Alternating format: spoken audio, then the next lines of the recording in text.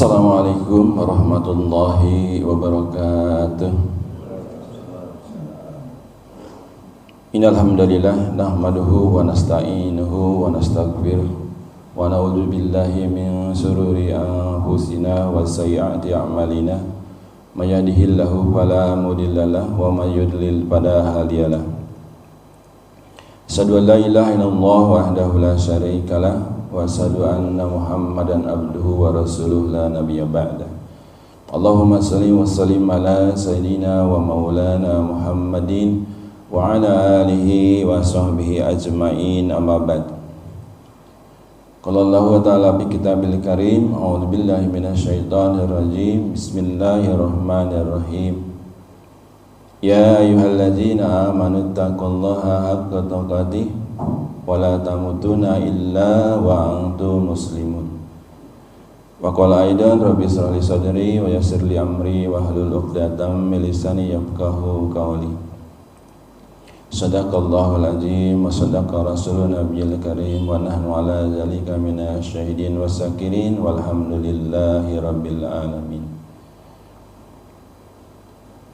Jamaah salat subuh yang dirahmati Allah, yang pertama dan yang utama mari kita panjatkan puja dan puji syukur kehadirat Allah Subhanahu wa taala atas nikmat iman, Islam dan waktu malam untuk beristirahat kita, sekaligus berkesempatan beribadah bagi orang-orang yang ingin beribadah mendekatkan diri kepada Allah Subhanahu wa taala. Salawat serta salam mari kita sama-sama sanjungkan ke baginda Nabi Muhammad sallallahu alaihi wasallam, sebagaimana beliau adalah manusia suri teladan sepanjang masa. Yang kami hormati seluruh jajaran pengurus DKM Masjid Anas, jamaah sholat subuh yang dirahmati Allah. Tak henti-hentinya kita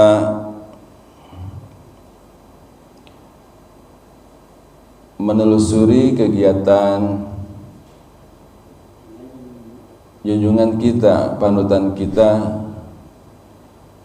Nabi besar Nabi Muhammad sallallahu alaihi wasallam.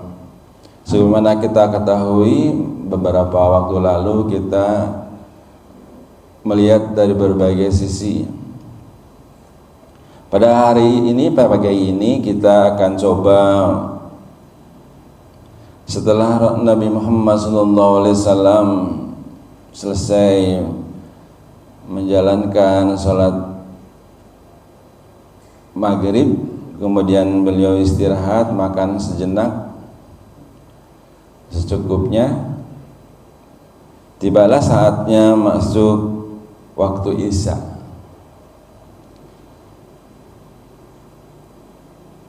Maka Rasulullah SAW akan segera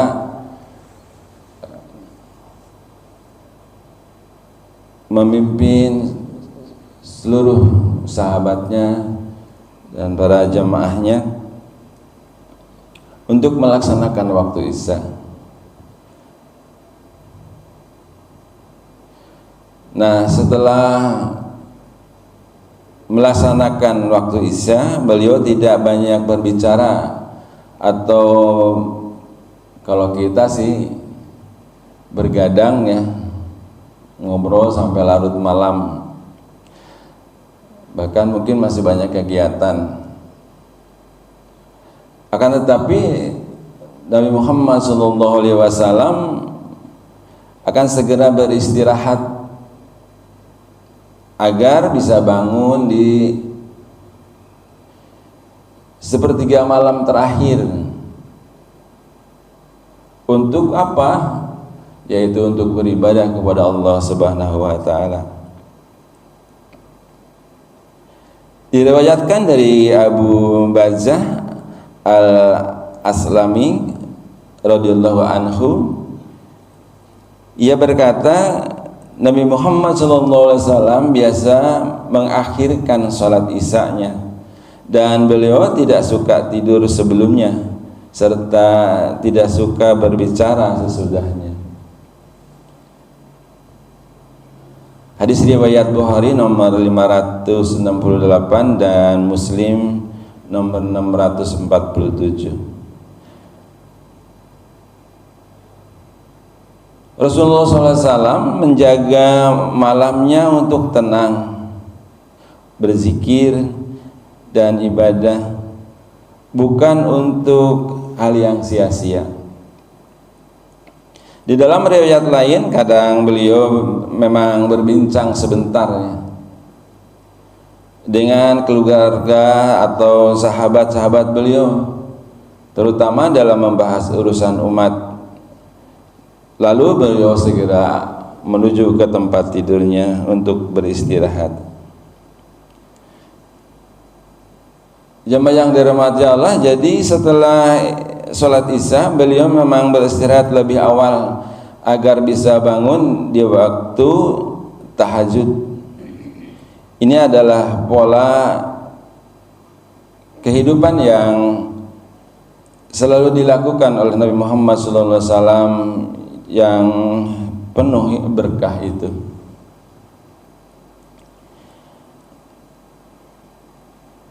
Sebelum jauh kita membahas tentang kegiatan di waktu malam, mari kita lihat juga tafsir dari surat Al-Mujammil ayat 1 sampai dengan 4. A'udzubillahi minasyaitonirrajim. Bismillahirrahmanirrahim. Ya ayyuhal muzammil qumil laili ila qalila nisbahu aw inqus minhu qalila aw ziya alaihi waratilil Qur'ana tartila.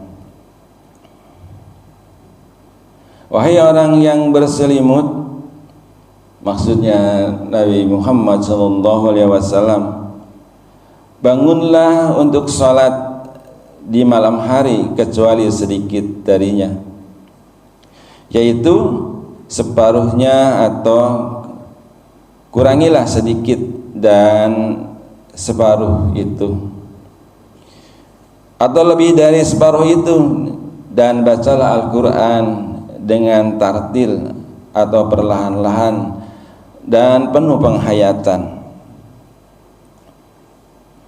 Jemaah yang dirahmati Allah, Rasulullah SAW disebut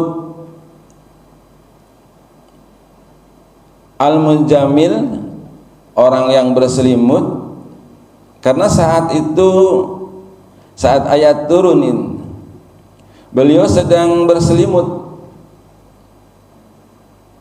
yaitu setelah menerima wahyu yang pertama surat Al-Alaq tadi. Ini menggambarkan memang kondisi kewahyuan pertama yang mengguncang jiwa Nabi Muhammad SAW. Dan seruan ini mengandung perintah untuk bangkit dari istirahat menuju tugas besar, yaitu dakwah dan ibadah di malam hari. Dari tafsir Ibnu Katsir, Allah memanggil Nabi Muhammad SAW dengan lembut, yaitu dengan dimulai dari kata-kata wahai orang yang berselimut, untuk menyiapkan beliau menghadapi tugas berat dengan ibadah malam sebagai penguatnya, dalam rangka, terutama dalam rangka menguatkan rohaninya.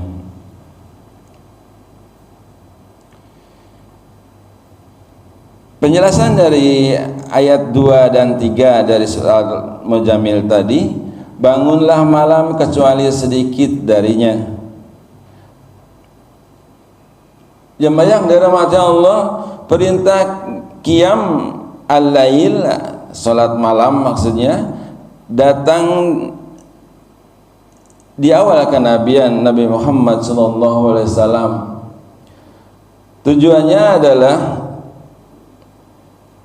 untuk meneguhkan hati Nabi Muhammad SAW dalam menghadapi tantangan dakwah, kemudian melatih kesabaran dan kekuatan spiritual dan mendekatkan diri kepada Allah Subhanahu wa taala. Selain itu juga menjadi sarana pembacaan Al-Qur'an dalam ketenangan di malam hari.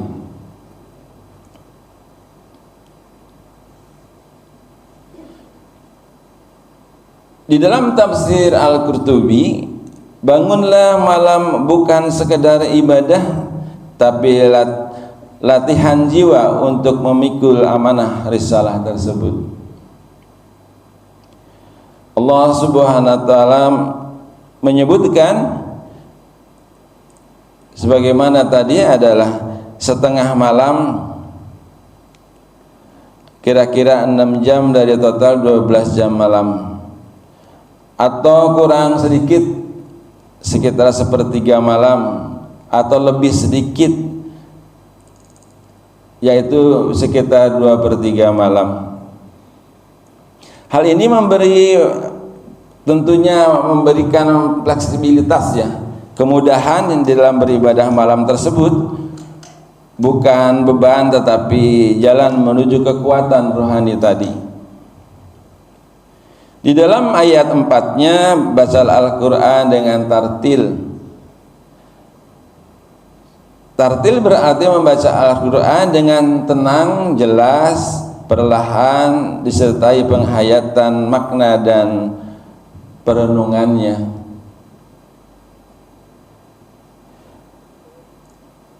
Di dalam tafsir As-Sadi, tartil adalah membaca dengan suara yang menenangkan, memantulkan huruf, memperhatikan tajwid, dan merenungkan maknanya.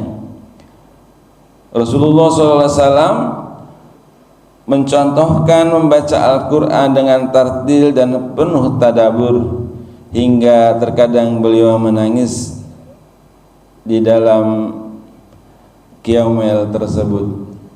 Nah, bagaimana dengan kita? Apakah juga kita sudah bisa sambil membaca Al-Quran terus menangis? Tentu ini diperlukan penghayatan, pemahaman dari setiap ayat Al-Quran.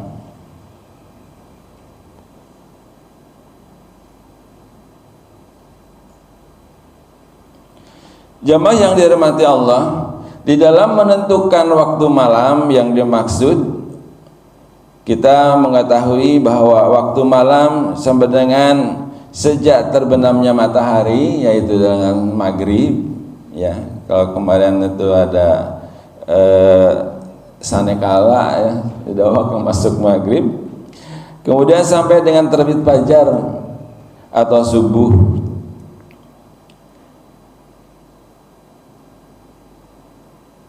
Jika malam berlangsung 12 jam, sepertiga malam pertama kurang lebih adalah jam 21.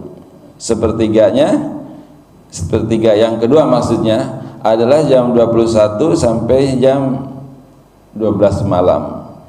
Sepertiga terakhir yaitu jam 00 sampai dengan subuh. Sepertiga malam terakhir inilah waktu yang paling utama untuk sholat tahajud dan berdoa kepada Allah Subhanahu wa taala. Jamaah yang dirahmati Allah, jika maghrib jam 18 atau jam 6 sore, ya, dan subuh jam 14.30, maka total malam itu adalah kurang lebih 10 jam 5 menit, ya.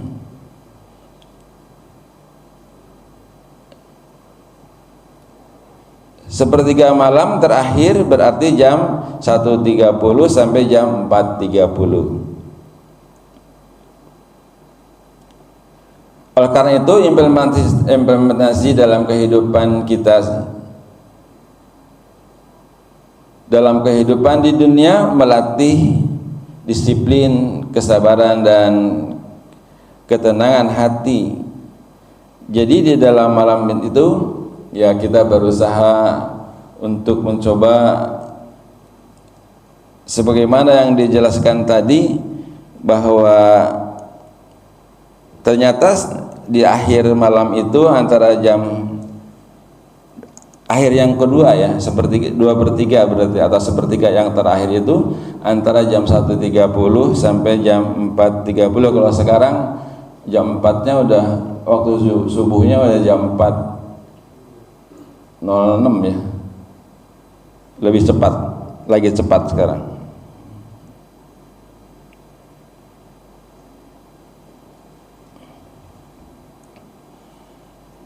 Jadi tentunya akan disesuaikan.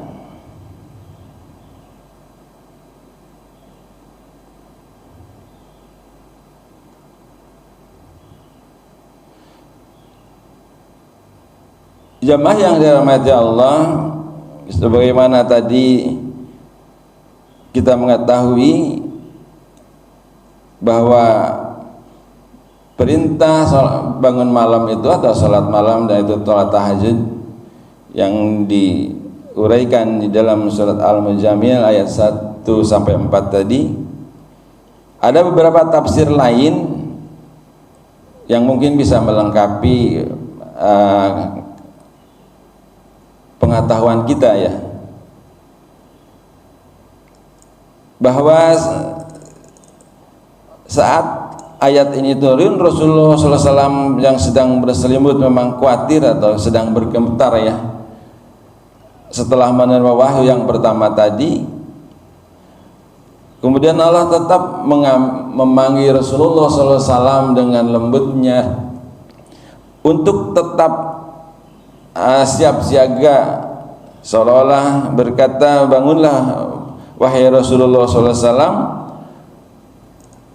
untuk menyongsong hari esok yang akan mendapatkan tugas besar.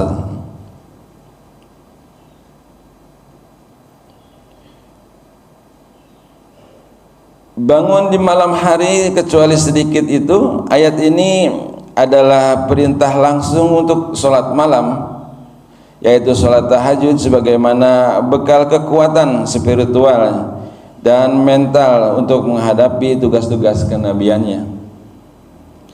Bagi Rasulullah ini menjadi satu kewajiban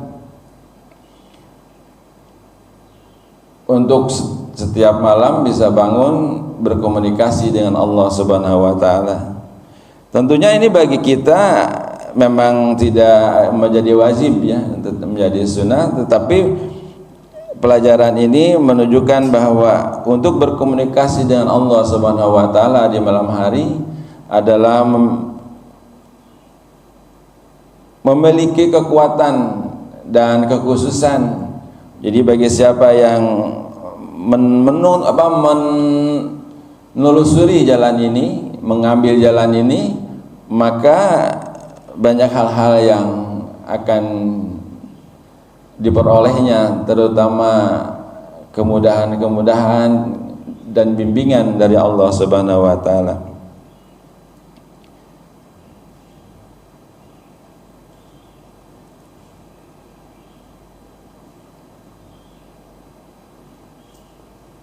Jamaah yang dirahmati Allah, hikmah dari penjelasan ayat ini yaitu tahajud adalah sumber kekuatan spiritual. Allah memerintahkan Rasulullah SAW bangun malam di awal dakwahnya agar hatinya kuat menanggung beban dan risalah tersebut. Salat malam adalah tanda keikhlasan, tidak ada ria karena dilakukan ketika manusia lain tidur. Jadi terkadang kita memang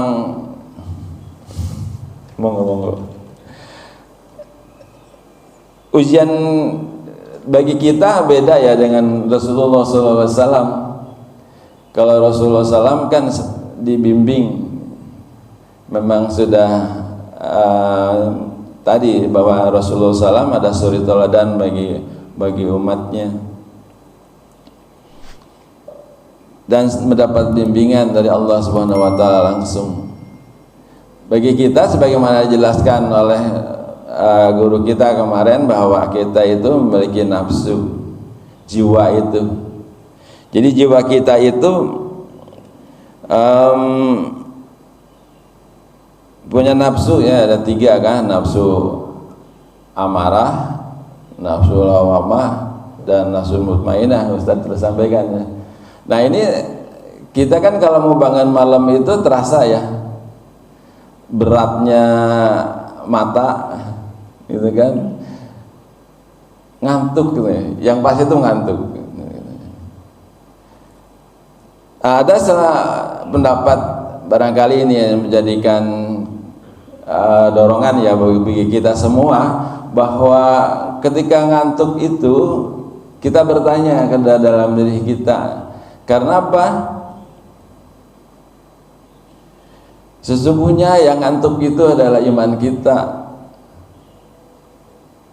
Coba kita pikirkan ya. Jadi yang ngantuk itu sesungguhnya iman kita sedang turun. Jadi ketika tahu waktu sholat tahajud, bahwa sholat tahajud sudah datang, yaitu jam 1.30 gitu kan, atau mungkin mulai jam 2 gitu. Jam kita sudah di set tuh adanya bekernya, alarmnya, jam 2 di setel, jam 2 bunyi kita matikan, rasanya masih ngantuk. 2:30 kita hidupin lagi itu supaya setel lagi jam 2:30 aja lah gitu, setel lagi masih ngantuk, matikan lagi. Sekarang kan mepet, karena memang tadi hati kita masih terikat ya dengan godaan setan ya, bahwa cuma dibilang aduh masih ngantuk lah gitu. Sesungguhnya yang masih ngantuk tuh iman kita. Ketika kita menerobos gangguan setan tadi ya, untuk bangun itu begitu beratnya gitu. Maka sesungguhnya siapa yang berhasil menerobos tadi, itulah orang-orang yang berhasil melawan nafsu buruknya, mengalahkan godaan setannya. Maka akan segera berdiri membaca alhamdulillahillazi ahyana badama wa ala nusur, kemudian membaca doa yang lainnya, dan segera ke kamar mandi untuk ambil wudhu. Jadi begitu beratnya iman kita ini untuk diperjuangkan. Oleh karena itu menjadi jalan kemuliaan bagi orang-orang yang bisa berdiri, bisa diberi cahaya oleh Allah Subhanahu wa taala, diberi ketenangan, diberi kekuatan untuk bisa berdoa di waktu-waktu itu. Karena jelas waktu itu adalah waktu yang sangat mustajab untuk kita berdoa kepada Allah Subhanahu wa taala. Waktu-waktu yang sangat bagus, karena diinformasikan juga bahwa pada 2/3 malam itu Allah Subhanahu wa taala akan turun ke langit dunia kan gitu. Maksudnya begitulah kedekatan kita kepada Allah Subhanahu wa taala di 2/3 malam tadi.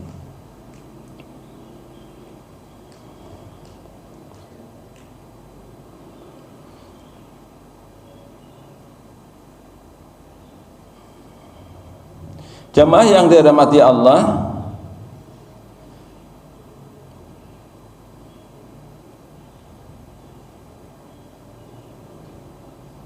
kebiasaan Rasulullah SAW setelah tadi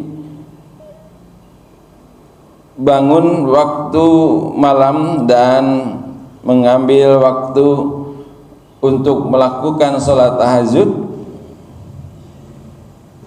Rasulullah SAW, Tuhan kita turun ke langit dunia setiap malam pada sepertiga malam terakhir, sebagaimana hadis dari riwayat Bukhari dan Muslim, bahwa tadi sudah mulai saya singgung, itulah waktu yang terbaik untuk tahajud kita, yaitu antara jam 1.30 sampai menjelang subuh tadi. Kemudian bagaimana cara sholatnya? Ini udah biasa yang semuanya Bapak dan seluruh jamaah tahu bahwa sholat sunat itu 2 rakaat diakhiri, kalau yang belum sholat witir di awal maka diakhiri dengan witir. Sholat tahajud ya minimal ya 2 rakaat. Tapi Rasulullah SAW beliau selalu, sebagaimana yang dijelaskan oleh hadis Ibunda Aisyah radhiyallahu anha, beliau sholatnya selalu 11 rakaat gitu. Ditambah witir 1 atau 3.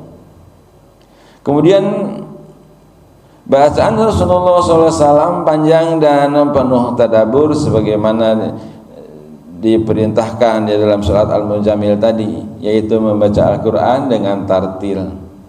Nah, bagi kita mungkin ya sesuai dengan kemampuan kita ya.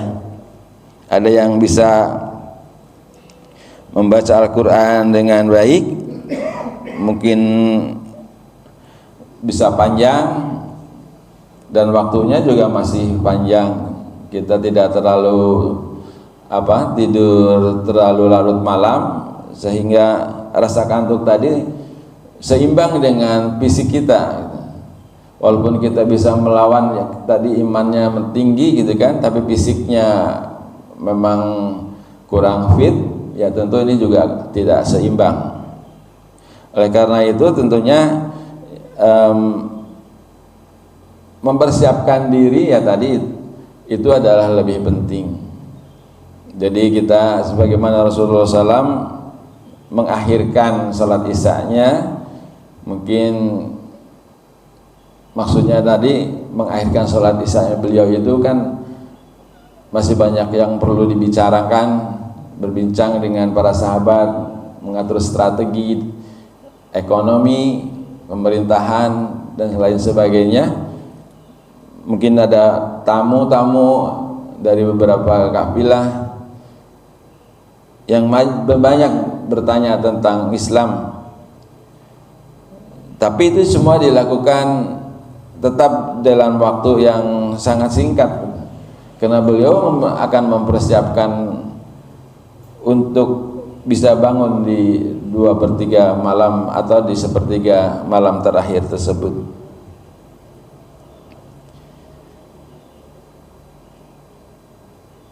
Jamaah yang dirahmati Allah, hikmah dari salat tahajud ini mungkin perlu kita ingatkan kembali. Mungkin jamaah sudah banyak tahu ya. Tetapi tidak salahnya kalau saya ingatkan kembali, mudah-mudahan menjadikan pendorong juga bagi yang imannya sedang turun, akan menjadi dorongan untuk bisa naik kembali. Yaitu antara lain membersihkan hati dan dosa, juga gelisah. Jadi kita kalau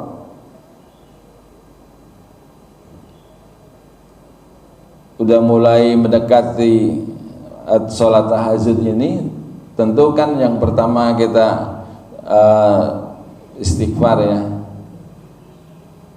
Istighfar adalah kita mohon ampun kepada Allah Subhanahu wa taala Dengan istighfar kita meyakini bahwa dosa-dosa kita diampuni, dan tentu akan membersihkan hati kita yang hatinya tadi gelisah.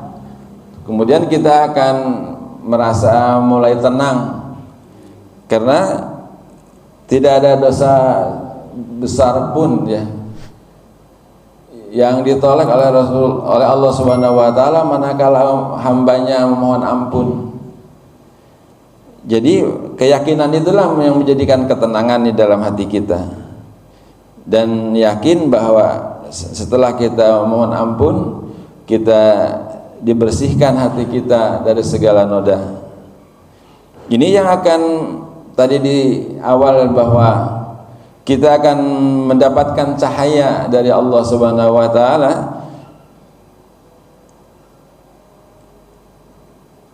menjadikan wajah kita mulai bercahaya dan mulai kita punya hati yang lembut. Jadi dalam kehidupan kita otomatis nampak ya bahwa cara berperilaku,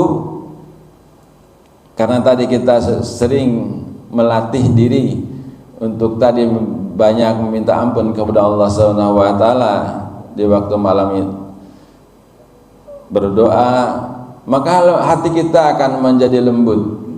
Setelah menjadi lembut dan bercahaya itu, maka Allah tampakkan juga dalam kehidupan sehari-harinya. Jamaah yang dirahmati Allah, selanjutnya menjadi sebab juga Allah akan mengangkat derajat dan mengabulkan doanya. Jadi kalau kita amati ya, kita mulai dengan ambil wudhu, berarti kan secara lahir kita sudah bersih dari hadas, dari kotoran secara fisik. Tetapi secara batin bahwa kita ingin terbebas dari segala buruk sangka, dari iri, dengki dan segala macam. Maka siapa yang menjaga wudhu kan ini menjadikan satu amalan tersendiri. Jadi apa yang kita minta kepada Allah Subhanahu wa taala akan menjadi punya kekuatannya, bahwa insya Allah doa kita dikabul. Kenapa? Karena tadi ketika kita mendekat kepada Allah Subhanahu wa taala, kita dalam keadaan suci, dengan hati yang bersih. Jadi bersih lahir maupun batin. Maka ketika sudah begitu kan satu persyaratan ya, bahwa Allah hanya menerima hambanya kecuali dalam keadaan bersih. Bersih secara lahir, yaitu mereka selalu menjaga wudhunya. Bersih secara batin, mereka bebas dari dosa.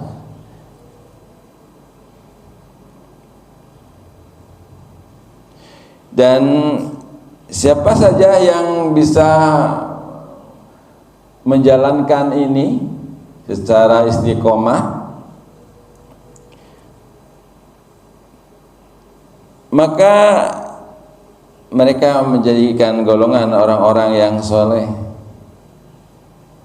Tentunya ini sudah dicontohkan ya, Rasulullah SAW mencontohkan kepada para sahabatnya yang terdekat, dan para sahabatnya juga mencontohkan kepada generasi berikutnya, dan akhirnya para ulama menyampaikan kepada kita semua. Jadi rangkaian ini akan menjadi suatu rombongan besar, rombongan orang-orang soleh, rombongan yang dipimpin oleh Nabi Muhammad SAW. Jadi kalau kita lihat itu secara bergandengan tangan ya, orang Islam itu akan menjadi kuat sesungguhnya, akan mendapatkan kekuatan besar di samping lahirnya yang tadi akan nampak gitu ya, kesolehan, berkata lemah lembut, tidak berburuk sangka, tidak seujon, tidak kasar. Tetapi secara batin juga memiliki kekuatan yang sama, bahwa hanya Allah saja, semuanya bergantung kepada Allah Subhanahu wa taala. Jadi kekuatan inilah yang menjadikan sesungguhnya manakala orang Islam yang sungguh-sungguh sudah selalu mendekatkan diri kepada Allah Subhanahu wa taala, maka Islam akan mendapatkan kekuatan untuk bangkit menjadi pemimpin dunia tentunya. Nah, ini pesan yang mungkin perlu kita sama-sama renungkan ya.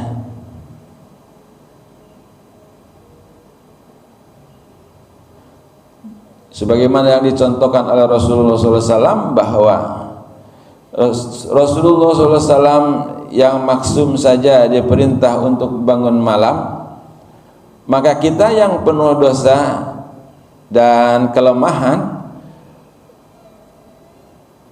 lebih layak lagi untuk menjadikannya kebiasaan. Jadi apa yang dicontohkan oleh Rasulullah SAW bangun malam dan menjadi wajib bagi beliau, tentu ini adalah kekuatan besar ya, siapa yang ingin menempuhnya. Oleh karena itu, mari kita sama-sama mulailah pada malam-malam yang akan datang. Kita masih diberikan umur dan kesehatan, walaupun hanya 2 rakaat saja, dan sudah mendekat subuh sekalipun, akan tetapi 2 rakaat di keheningan malam lebih berharga dari dunia dan seisinya. Sebagaimana juga yaitu sholat subuh, sholat qobliyah subuh ya. Jadi bagi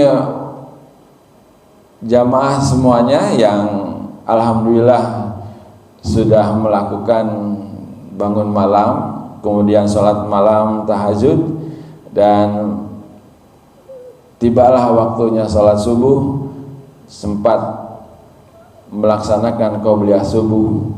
Sesungguhnya umat muslim sudah memiliki kekayaan besar yang dianugerahi oleh Allah Subhanahu wa taala, di mana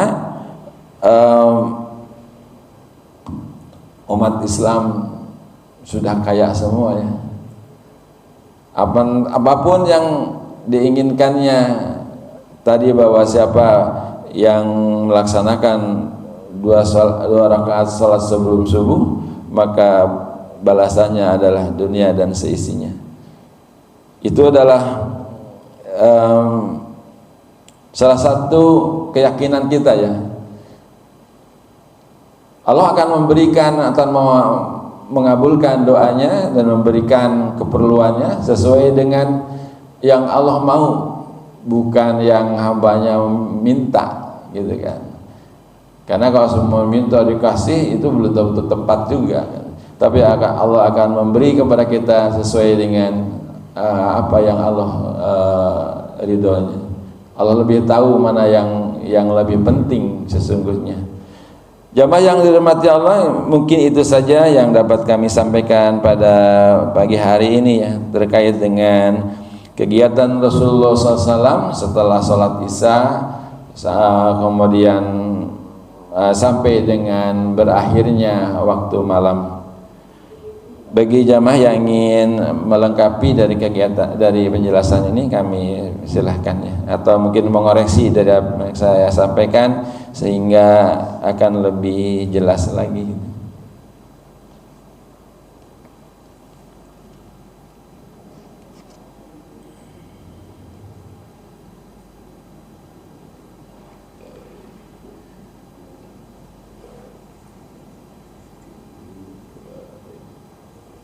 Baik, kalau memang tidak ada, maka kita akhiri pertemuan kita dengan bacakan kafarat majelis. Subhanakallahumma wa bihamdika asyhadu an la ilaha illa anta astaghfiruka wa atubu ilaik. Lebih kurangnya kami mohon maaf. Billahi taufiq wal hidayah. Wassalamualaikum warahmatullahi wabarakatuh.